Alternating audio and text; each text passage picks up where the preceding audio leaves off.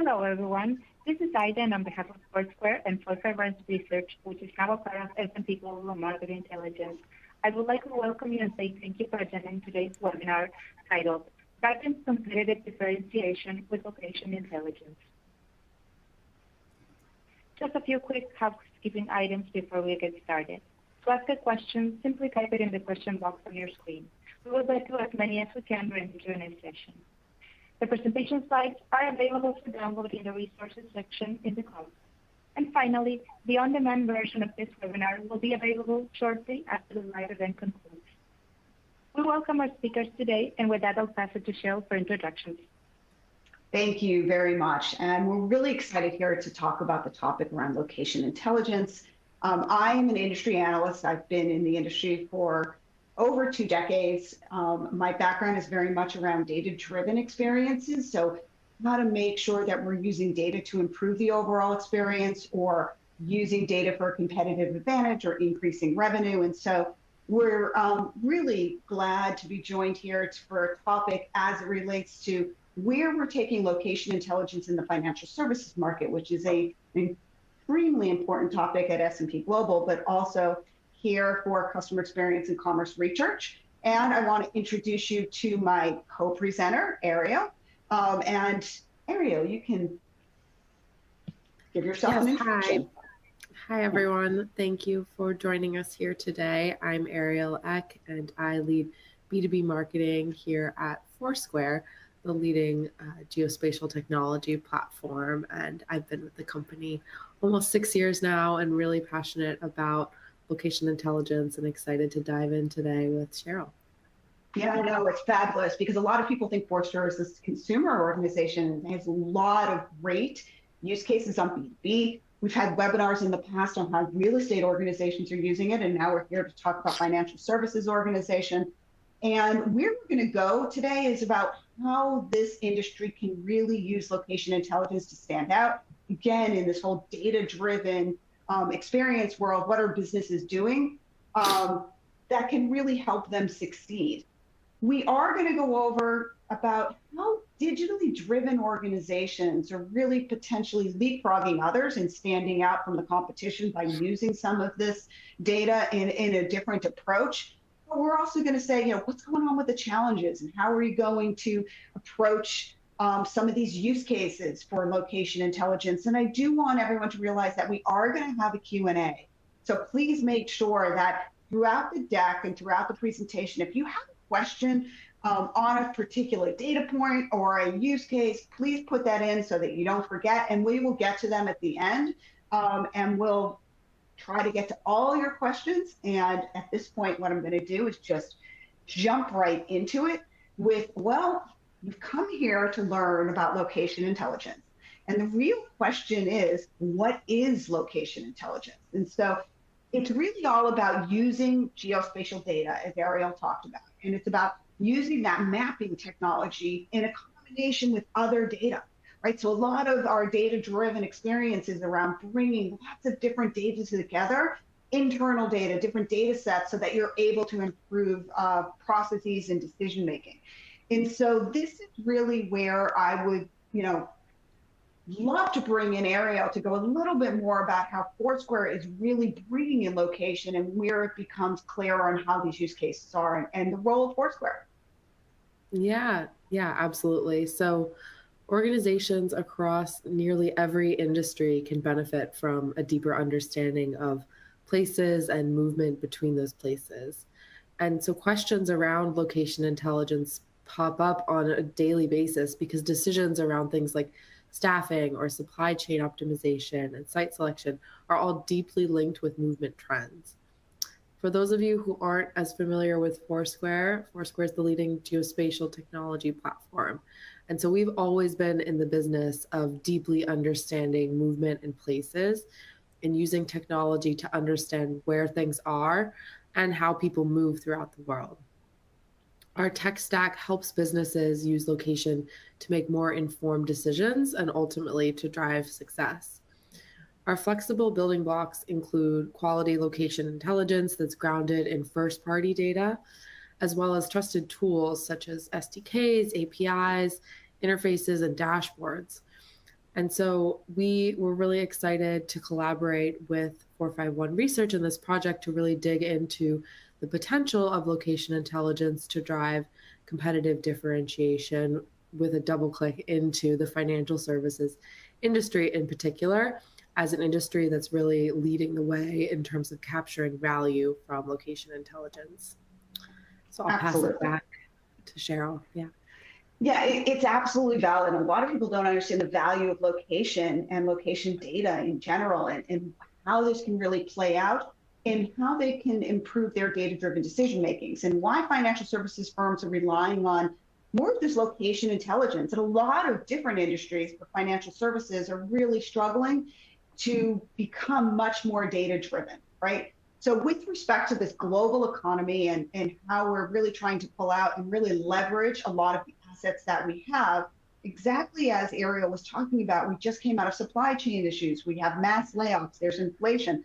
A lot of this is where we can start understanding how to make our differentiation through bringing in different assets and different data points and different data sets, and building upon what we already have as an infrastructure within the organization. So under economic uncertainty, we really look to double down where we can make more solid, more educated decisions, right? So it's really putting financial investments at risk if we don't really have the right data at the right time, if we don't have quality data.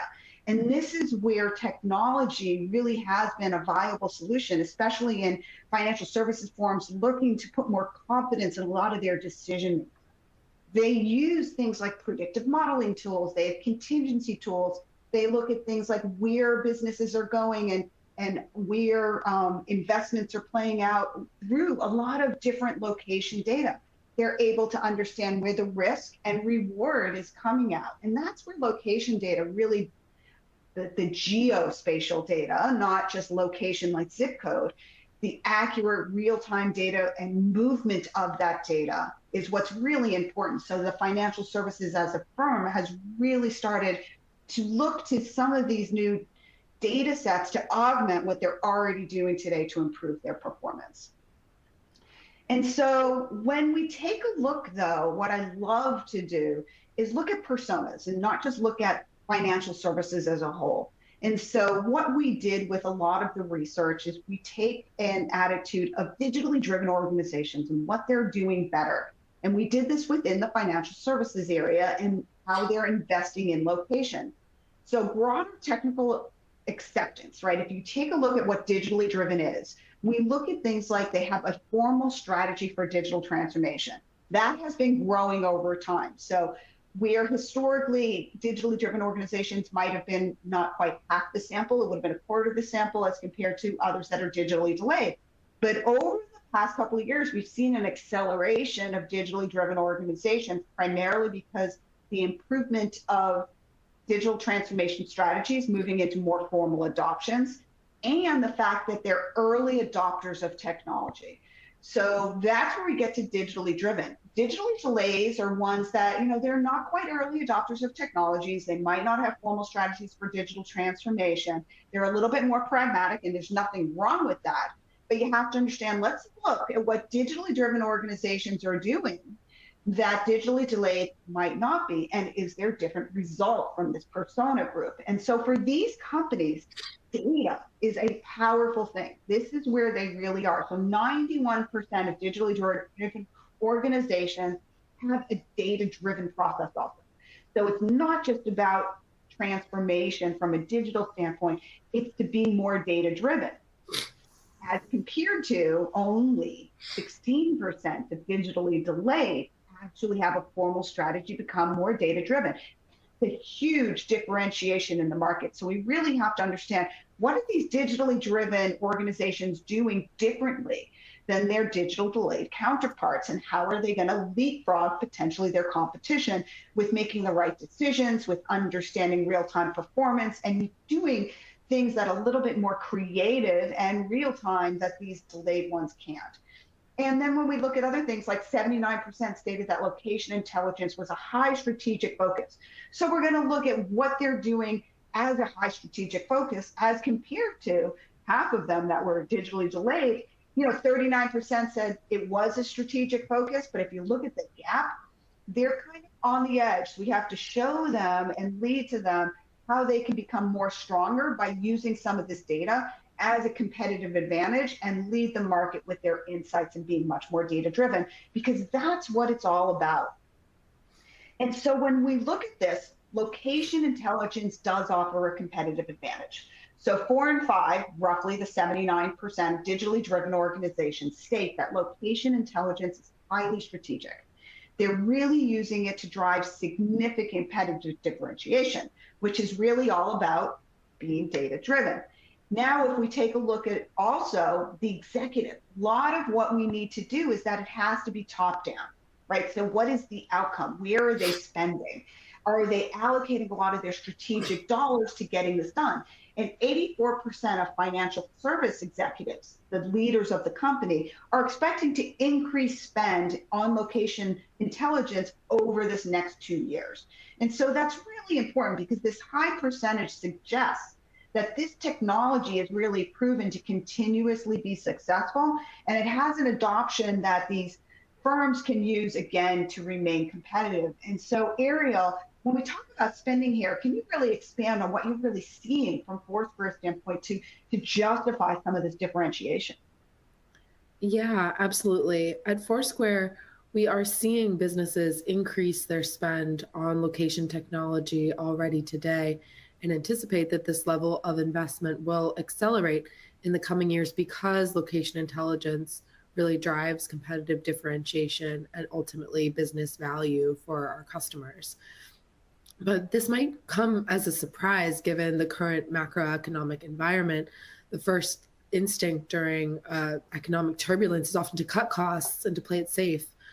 But history shows us that companies can't afford to stop investing in innovation during an economic downturn because it has not only long-term but also short-term benefits. And in the near term, innovation can increase operational efficiencies and help adapt to a changing market. And so in particular, innovating with location can help organizations not only survive, but to thrive during times of economic turbulence. For example, with geospatial data and mapping tools, a retailer could visualize where their customers are in relation to top performing stores and reallocate their resources to support those most profitable locations. And understanding how locations need to adapt to changing customer needs is imperative during these times. And so location intelligence, data and tools enable organizations to stay up to date with the dynamically changing world and adapt their strategies accordingly. The insights derived from location-based analyses give companies the information they need to weather tough conditions while ultimately laying a solid foundation to succeed in a changed market once the crisis resolves. And so this data to us aligned really well with what we're seeing in our conversations with our customers.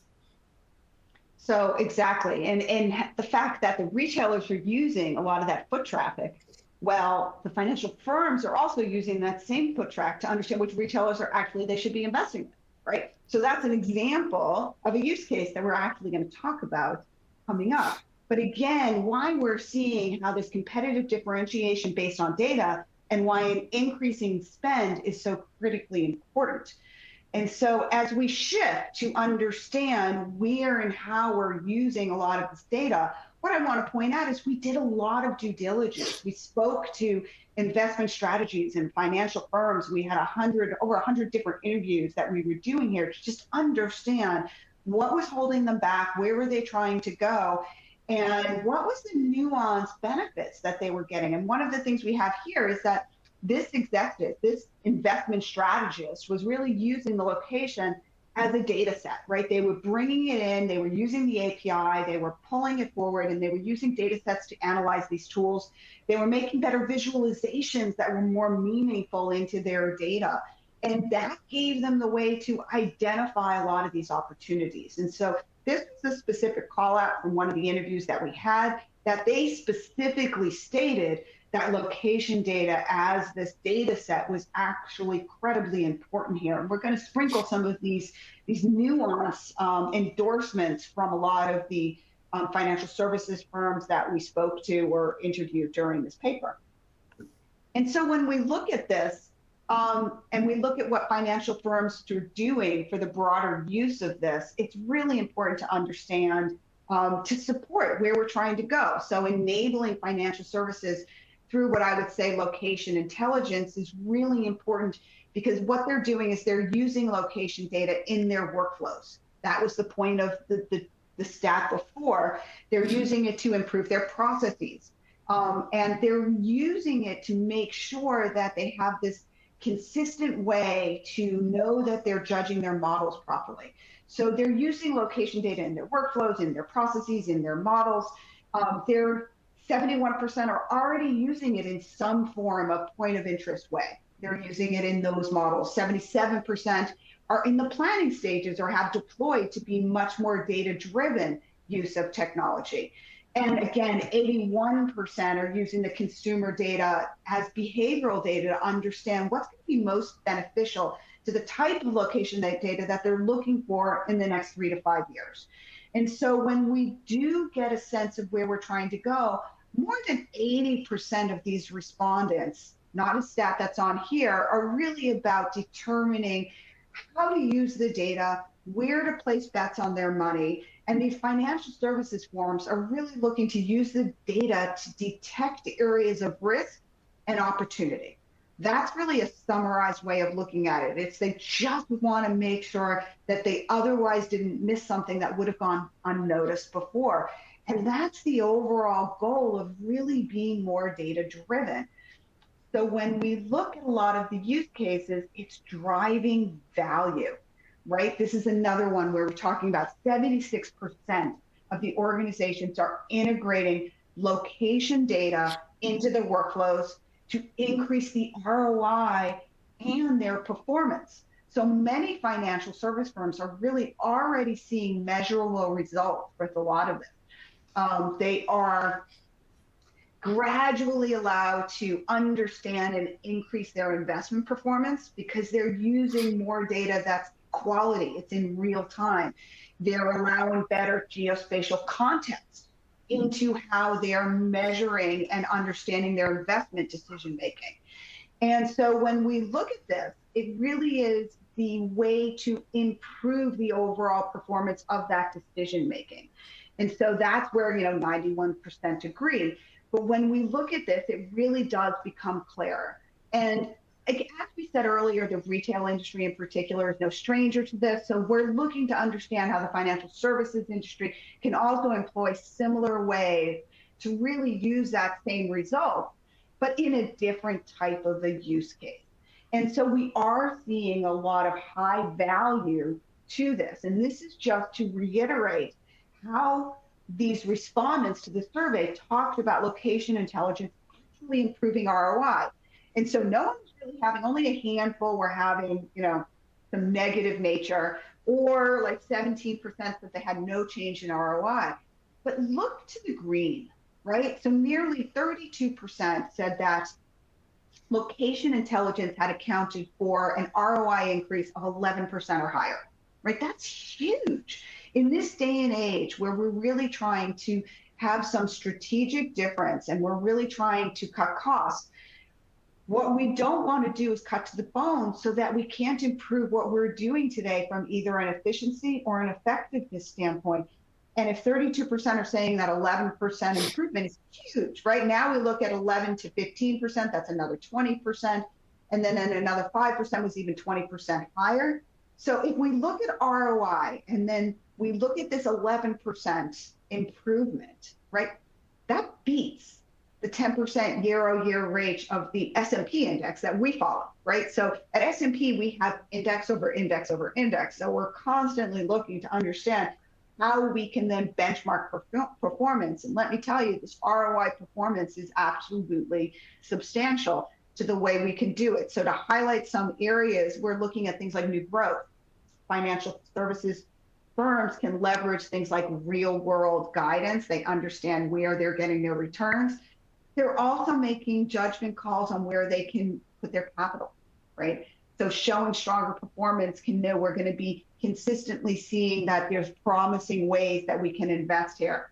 So it really is about using an alternative data approach and where location is going to support what you're already doing and add value to make greater competence that's more actionable with real-time data. And no one's going to say they don't want that, but the question is why, right? So why are we doing this and why is it important? Is because it adds the value here and it improves the ROI of what you're trying to do in your already existing workflow. That's the thing, is we're already doing a lot of this, so there's no reason to not improve the actual models that you're using today in a lot of the real world opportunity. So the bottom line here is that digitally driven financial services firms, they really do indicate the opportunity for success. But now you're sitting there saying, well, fine. So what are these digitally driven firms doing that the digitally delayed ones aren't? Or what should they be doing that they aren't? And that's what we're going to start peeling back the onion to get more in depth about what these use cases can do and how that ROI can provide that location intelligence depth, right? And of course, the top one here is about improving ROI and profitability for your organization. It improves it for your customers, it improves it for your partners, but it also can speed to market, right? So as competitive as the financial services industry is, and how everyone is really trying to tighten dollars down, firms are scrambling for different ways to really use different resources in this more modern era, right? So particularly through richer data sets that provide more insight. Now you can do this to also win more clients, because if you're more accurate, you're going to be able to use the data to understand this is how we're differentiating our research. And so the majority of firms have already started using some of this location intelligence to differentiate these strategies. These are just highlighting the top ones that are informing a lot of those strategic decision making. And so as companies really appear to use some of this data to greater success, that's where we're going to start using the data to then move, what I say, up the stack. Yes, we're talking about competitive advantage, but as everyone's trying to enhance their innovation, that's where you're going to start seeing that. So if you're already seeing an ROI and speed to market, now how can we use that data to enhance innovation? How are we using it to reduce costs and operational efficiencies? Yes, of course, supporting strategic decision making, but that's all about improving ROI and profitability, or just improve account retention. So there's lots of different ways we're looking to use location-based, and then the use cases, right? So when we take a look at this, it does reveal opportunities. So the majority of respondents here are using like location intelligence to identify investment opportunities on market trends and meaningful different use cases. But Ariel, you can really talk to this, because this is what you guys really do with the data that your customers are using to enhance customer acquisition or trade area analysis or sales intelligence. Why don't you just go through some of these on how businesses are using geospatial data to help their clients? Yeah, absolutely. I think we've already really touched on this number one use case here, which is around identifying investment opportunities based on market trends, and movement data can serve as a really powerful signal of how businesses are performing into investment models. But some of the other use cases here I want to take a closer look at include trade area analysis, competitive intelligence, and one that's really specific to financial services around fraud prevention. So trade area analysis is an interesting one that involves identifying the catchment area for a specific location and analyzing the different factors that influence a business there. And so as financial services firms are looking at their physical footprint, they might be conducting a trade area analysis for their own physical locations, or they could be looking at a trade area analysis for a retailer as an indicator of future performance. Trade area analysis can involve point of interest data to uncover what other businesses are in that area. Is there a high concentration of competitive chains, or is there a white space? Are there relevant attractions that would draw a lot of foot traffic, like a stadium or an airport? It can also involve foot traffic data. So what are the traffic patterns to businesses within that trade area? What types of people are patronizing those stores? And all of this location intelligence can then be visualized in interactive, engaging maps to improve and accelerate business decisions. A related use case is around competitive intelligence. And this is really an area that we see as being incomplete without location intelligence, because many businesses today have a deep understanding of their own business, but they lack visibility into what's taking place outside of their own four walls. And so with location intelligence, companies can start to derive rich insights about not only who's visiting their locations, but who's visiting competitors' locations and when and where and why. So in addition to foot traffic patterns by location, by demographic, by market, you can uncover hidden insights and unique metrics, such as dwell time in a bank branch or the distance they're traveling to reach that location.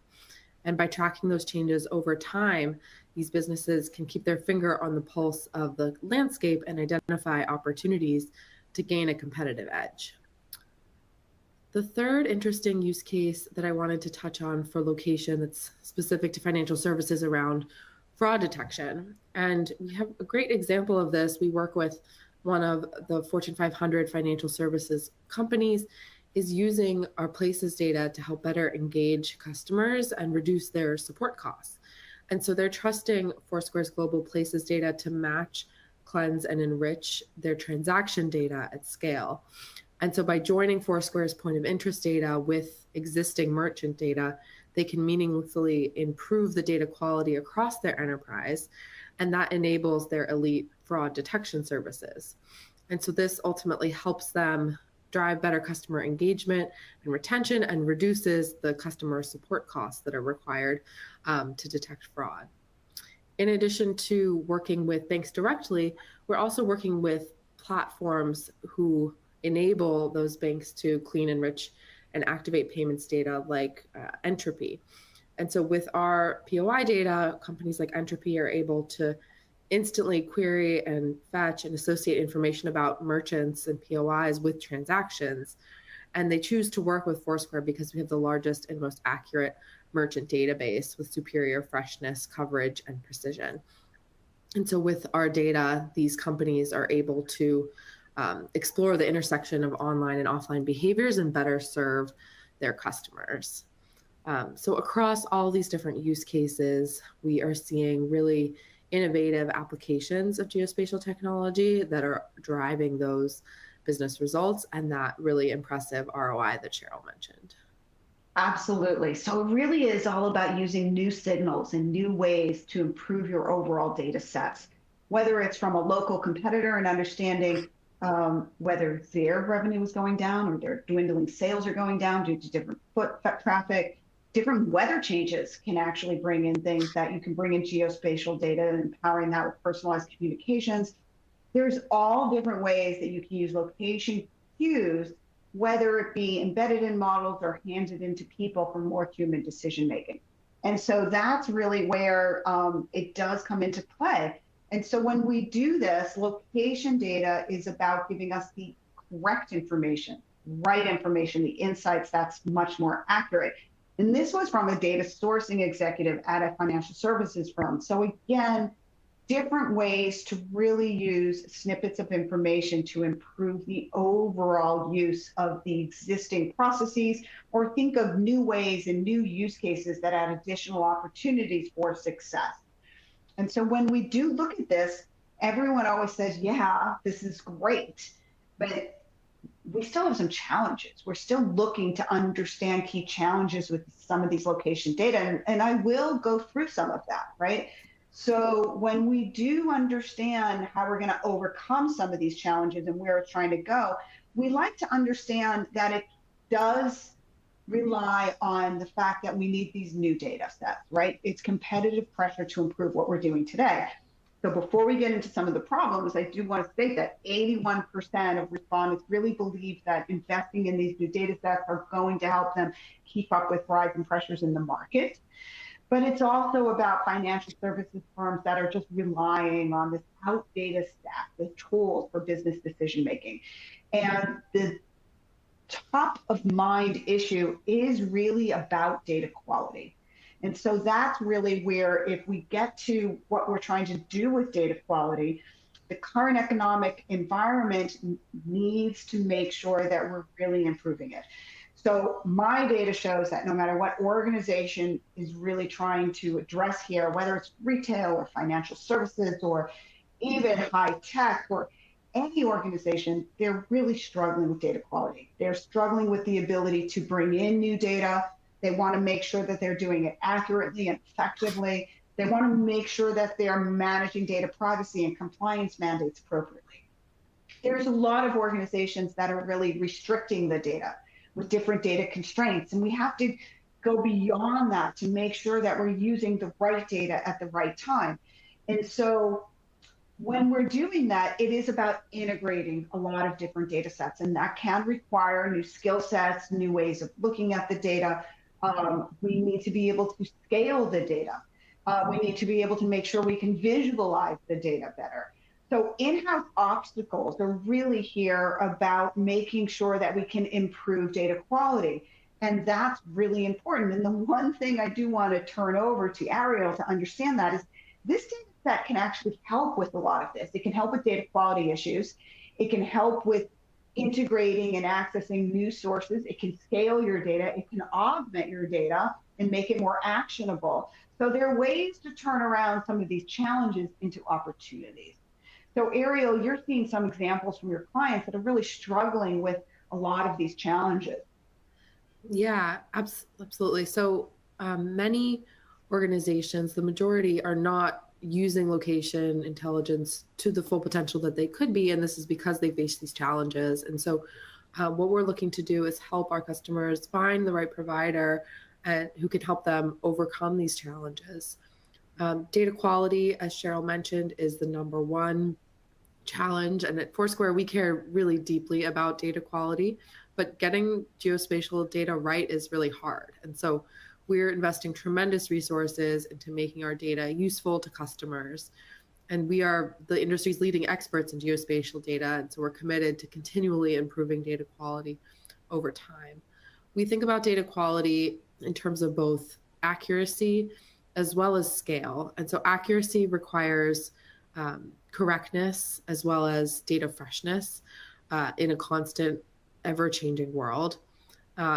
Scale involves both the breadth and the depth of the data. And so understanding points of interest around the world and the movement between them, and then giving context to that with rich data such as photos and tips, and the user-generated content that we get from first-party data gives an even greater depth of data.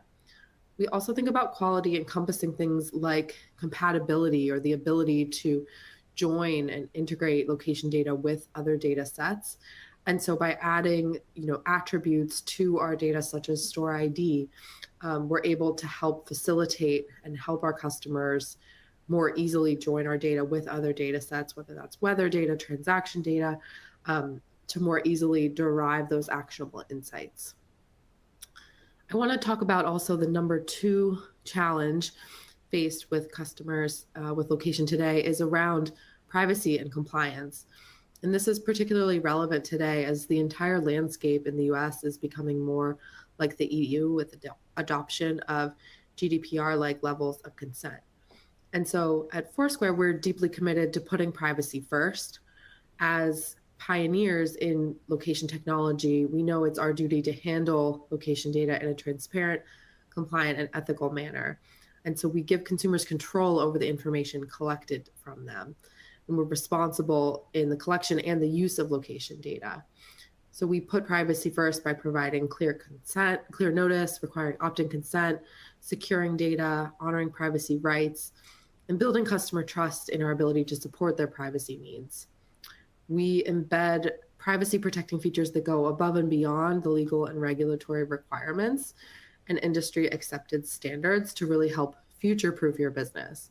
And so this is an area that we know is really top of mind, that we hear day in and day out from our customers, and where Foursquare really differentiates itself. The last area that I also wanted to touch on was around data visualization. And this is an area that we've seen really exploding in recent years and that we've doubled down on ourselves at Foursquare with Studio. which is a highly flexible platform designed to visualize and analyze geospatial data on a large global scale at the speed of business. And so with our offering Studio, people can visualize complex movement patterns over time with the support of Hex Tiles, which is a proprietary tiling system that unifies diverse spatial data sets for analytics and helps visualize and explore big data on a planetary scale. Advanced visual capabilities across the board really help make better sense of data and help teams discover patterns that would otherwise go unnoticed. And so we at Foursquare really believe that data visualizations are the key to unlocking the power of geospatial data, and will only continue to see more growth in this area moving forward. Absolutely. And so these need to be overcome. Data quality issues, the fact that we need to manage data privacy and mandates and restrictions on data. It really is all about, what IT is trying to do to solve the problem, what line of business they're really trying to do to make decisions. And so we have to solve that gap with new ways to empower line of business decision-making.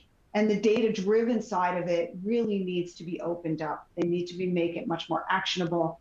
And the data needs to be fresh. The data needs to have depth of data so that we can make the right decisions. And that's where we've been struggling with their existing systems and tech. And we have to further make sure that we're uncomplicating those decisions to then move forward this ROI that we discussed earlier. And there are ways, you've seen it can be done. And so when we do look about unlocking the potential, the results are huge, right? Location intelligence will remain very impactful for financial services industries. It's been proven out in a lot of other industries, such as commercial real estate, which we have a report on earlier. We have some details in retail in that also. And so it really is proof that you can take into another different industry vertical to understand how to unlock that potential for location data. And I'm going to just restate something from earlier, that 91%, there was an earlier stat, but I want to do it again. 91% of financial services firms agree that they're trying to invest in location data did help achieve or will achieve their business goals. So what are we doing here? So how are we unlocking the potential with augmenting the data with new visual data sets, using those use cases that Ariel talked about, such as such as the trade area analysis, the foot traffic analysis, the fraud prevention. That's really what's going to make it a lot more tangible. So it's not just about the data for data's sake. And most organizations aren't just building a platform and hoping they'll come. They're looking to build a platform that actually adds value into future success for business decision making.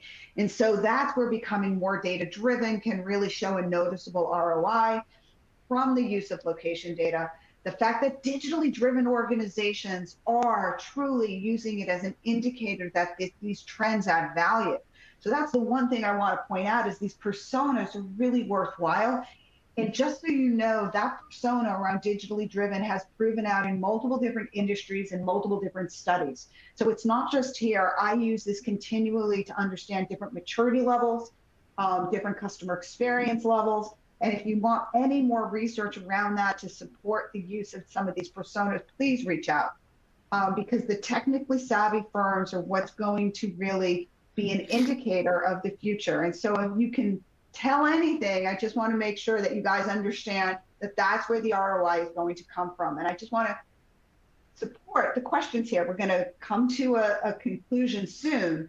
So please, if you have any questions about how you can unlock the potential here and how you can put in some of these use cases into action, ask the questions now, because we're going to be going into a Q&A pretty shortly. But again, location intelligence, this is a quote from another data and analytics executive at a different financial services firm. It provides greater context into the decision-making process and greater insights than traditional methods. And nowadays, with the way that we're changing these data platforms, we're able to go beyond what we've done before with some of our models. We're able to bring in new forms of data from a streaming standpoint and using graph technology to correlate and understand different confidence scores. We're really in a mode where we can use a lot of this better data for improved decision making. And so at this point in time, what I do want to do is go into some of the Q&A. And so I'm going to scan down. If you haven't put in your question, please put in your question now. We do have some questions that came in earlier, so I'm going to start with some of these, but feel free to put it in. And then I might have some of my own questions for Ariel also. So one of the questions that came in was because of this current macroeconomic climate, right? They're trying to figure out how to justify the spend on this, and what does it mean for investments in location and innovation? Because one of the data points did have it low. So the question I would say, Ariel, is what does the current economic climate mean? You kind of said this earlier around critical around innovation. Why don't you kind of restate some of that?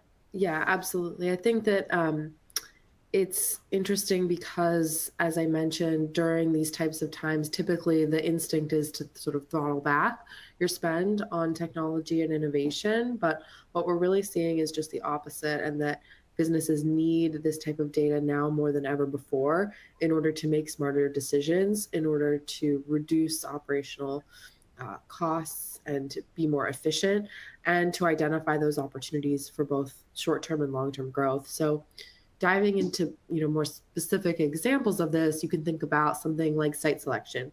In an economic boom, somebody is looking to identify the right place where they should be opening a new location and a new store to tap into the growth in the market. But in times of economic downturn, they might be looking at site deselection and need to know where they should be closing their stores and which stores are the most profitable, which ones should they perhaps be cutting their losses and closing operations. And so location can be a really valuable input in that type of decision.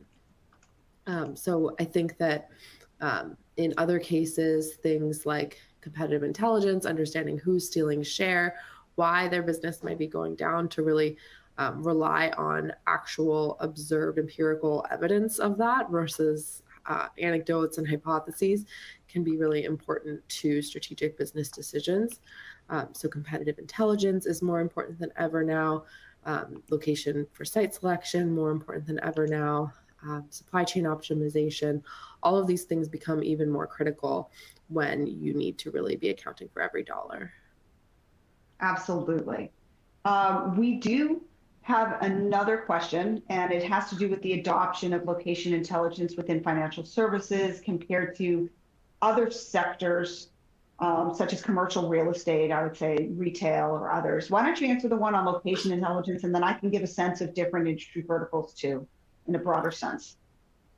Yeah, I think, we did a really great study together with 451 Research last year on commercial real estate and saw some really exciting opportunities there. But part of why we wanted to dig into financial services was because this is an area that we see as even more sophisticated and advanced when it comes to their use of location intelligence. And so back many, many years ago, when Foursquare really first started to offer our technology and data and tools to other enterprises, financial services companies were some of the first to adopt our data and tools to incorporate that data into their models. And so they started out by doing things like enriching transaction data with point of interest data, and also looking at store openings and store closures as a signal of business success. And then we've seen them really advance and become more sophisticated in their use of our first party data and our movement data over the years to really push forward the possibilities with location. And so I think that they can serve as a really great example of what's possible, especially when you look at those digitally driven financial services companies that are early adopters, that are leading the way, both for other financial services firms, but for businesses across sectors, can really learn a lot from how advanced they are. And I think part of that is because they have really advanced quantitative skill sets and tools in-house to make use of that data. But also it's about leaning in and thinking creatively and outside the box about the possibilities and working together with us to innovate. Absolutely. So what I'm seeing in the industry, financial services is leading the way to being much more data driven. They were early adopters of a lot of the technology. So they are more cutting edge.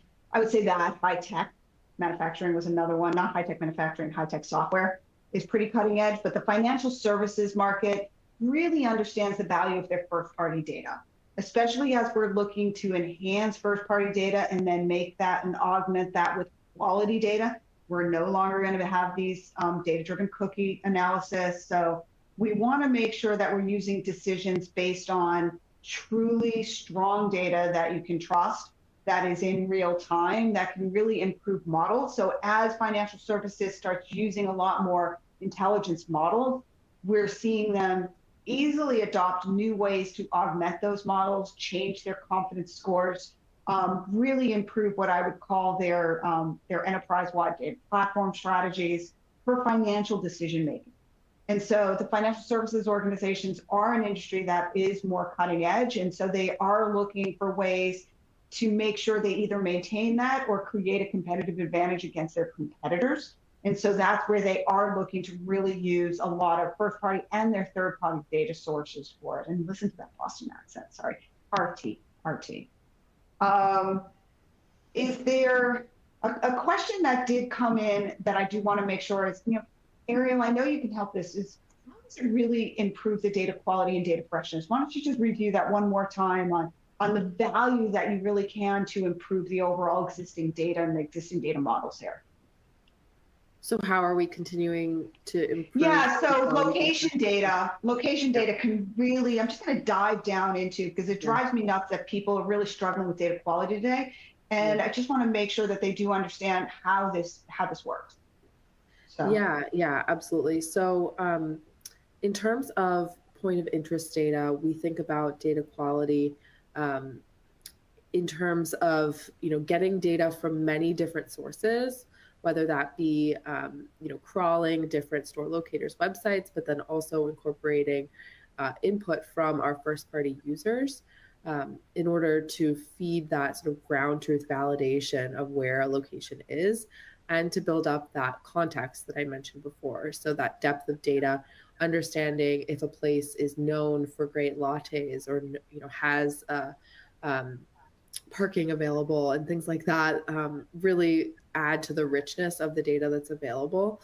In addition to, of course, getting things right, like the geocode and the address and the phone number, all of that is really critical. So we think about the correctness there, combing through those different data sources and using sophisticated models to validate that with that first party ground truth. We think about freshness as well, those currency as stores and locations are opening and closing on a daily basis. It's really critical to have your finger on the pulse of what's happening. And so we pride ourselves on being able to flag when a new store location is open or closed really quickly in our system and make that available to our customers. We think about the breadth and the depth of the data. So how representative is our data of the real physical world? How many points of interest data points do we have on a global scale, by category, by chain, to make sure that we have that breadth of coverage that is needed, which becomes even more challenging in really rural areas and in dense urban environments. And then the compatibility piece, which I talked about before, of having attributes within the data that enable easy joins to other data sets is really key. When it comes to movement data, there's some different considerations to think about when it comes to quality in terms of correctness. So is that truly where a person went? Did they truly stop? And did they truly stop in that location for a meaningful amount of time? But then also thinking about the representativeness of overall population trends and the context of the visitation data in terms of what came before, what came after, how far is someone traveling to reach a location, how long are they staying in a location. All of that rich context really enables even deeper analyses that wouldn't be possible with lower quality data. So these are some of the ways in which Foursquare thinks about data quality, and definitely encourage you to visit our blog to learn more about some of this and how it works. Absolutely. because, it's no longer an excuse to not be data driven.